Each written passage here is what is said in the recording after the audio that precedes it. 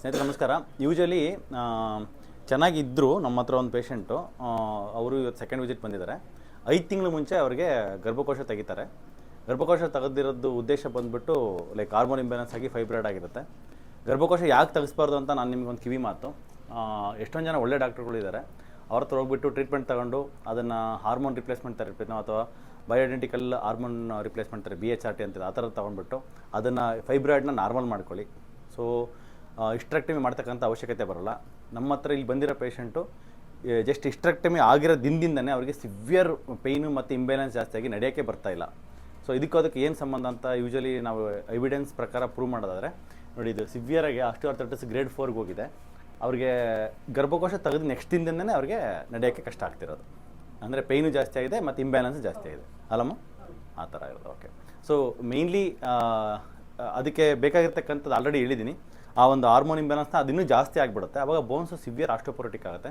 ಬೇಕಾಗಿರ್ತಕ್ಕಂಥ hormone imbalance correction ಮಾಡೋದಕ್ಕೆ ಬೇಕಾಗಿ ಹೈ ಪ್ರೋಟೀನ್ ಡಯಟ್ನ ಮಾಡಿ ಆಸ್ಟಿಯೋಪೊರೋಸಿಸ್ ಕರೆಕ್ಷನ್ ಆಗೋದಕ್ಕೆ, ಮತ್ತು ಹಾರ್ಮೋನ್ ಇಂಬ್ಯಾಲೆನ್ಸ್ ಸರಿ ಮಾಡೋದಕ್ಕೆ ನ್ಯಾಚುರಲಾಗಿ ಜನರಲಾಗಿ ಎಲ್ಲರೂ ಯೂಸ್ ಮಾಡ್ತಕ್ಕಂಥ ಅಯೋಡಿನ್ ಡ್ರಾಪ್ಸು ಅದನ್ನು ಯೂಸ್ ಮಾಡ್ತಾ ಹೋಗಿ. ಮತ್ತು ನಿಮ್ಮ ಲೋಕಲ್ ಡಾಕ್ಟರ್ಸ್ನ ಒಳ್ಳೆ ಗೈನಕಾಲಜಿಸ್ಟ್ನ ಮೀಟ್ ಮಾಡಿಬಿಟ್ಟು try to avoid surgeries of hysterectomy. ಅದನ್ನ ಅವಾಯ್ಡ್ ಮಾಡಿಕೊಂಡ್ರೆ ಚೆನ್ನಾಗ್ತೀರಾ. ಈ ಬೋನ್ ರಿಲೇಟೆಡ್ ಕಾಯಿಲೆಗಳು ಜಾಸ್ತಿ ಆಗೋದು ಅವಾಯ್ಡ್ ಆಗುತ್ತೆ. ಇದು ಕೊಡ್ತಕ್ಕಂಥ ಒಂದು ಕಿವಿ ಮಾತು. ಸರ್ಜರಿ ಅಂತ ಮಾಡಿಸ್ಕೊಳ್ಳೋದು ಈಜಿ ಇರುತ್ತೆ. ಇವಾಗ ಮಕ್ಕಳಾಗೋ ಟೈಮ್ ಮುಗಿದ್ಬಿಟ್ಟಿದೆ, 30 ವರ್ಷ 35 ವರ್ಷ ಆಲ್ರೆಡಿ ಮಕ್ಕಳೆಲ್ಲಾಗಿರುತ್ತೆ, ಅದೇನಿದ್ರು ವೇಸ್ಟ್ ಅನ್ನೋ ಥರ ಮೆಂಟಾಲಿಟಿ ಬಂದುಬಿಟ್ಟಿದೆ ಇವಾಗ.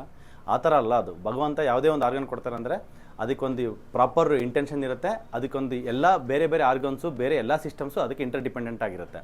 ನಾವು ಸುಮ್ಮನೆ ತೆಗ್ಸೋದ್ರಿಂದ ಏನೂ ಆಗಲ್ಲ ಅಂದ್ಕೊಂತೀವಿ, ಬಟ್ ತೆಗ್ಸೋದ್ರಿಂದ ಎಷ್ಟು ಸಮಸ್ಯೆ ಆಗುತ್ತೆ ಅನ್ನೋದನ್ನ ನಾವೇ ಎಕ್ಸ್ಪೀರಿಯನ್ಸ್ ಮಾಡಿರ್ತಕ್ಕಂಥ ಎಷ್ಟೋ ಪೇಷಂಟ್ಸ್ಗಳು ನಮ್ಮಲ್ಲಿ ಇದು ಮಾಡ್ತಾರೆ. ಡೈಲಿ ಒಂದು ಮಿನಿಮಮ್ ಟು ಮಿನಿಮಮ್ ಒಂದು 15 to 20 members of especially female patients hysterectomy ಆಗಿ ಸಿವಿಯರ್ ಪೇಯ್ನ್ ಆಗಿ ಬಂದಿರ್ತಾರೆ ಇಲ್ಲಿ. ಅದಕ್ಕೋಸ್ಕರ ನೀವು ಬೆಸ್ಟ್ ಡಾಕ್ಟರ್ಸ್ಗೆ ತೋರಿಸಿ ಹಾರ್ಮೋನ್ ಇಂಬ್ಯಾಲೆನ್ಸ್ನ ಕರೆಕ್ಷನ್ ಮಾಡಿಸ್ಕೊಳ್ಳಿ, ಫೈಬ್ರಾಯ್ಡು ರಿವರ್ಸ್ ಮಾಡ್ಕೊಳ್ಳೋದಕ್ಕೆ ಪ್ರಯತ್ನ ಪಡಿ, ನಾನ್ ಸರ್ಜಿಕಲಿ ಅಂತ ಹೇಳ್ತಾ ಹೇಳೋದು. Thank you.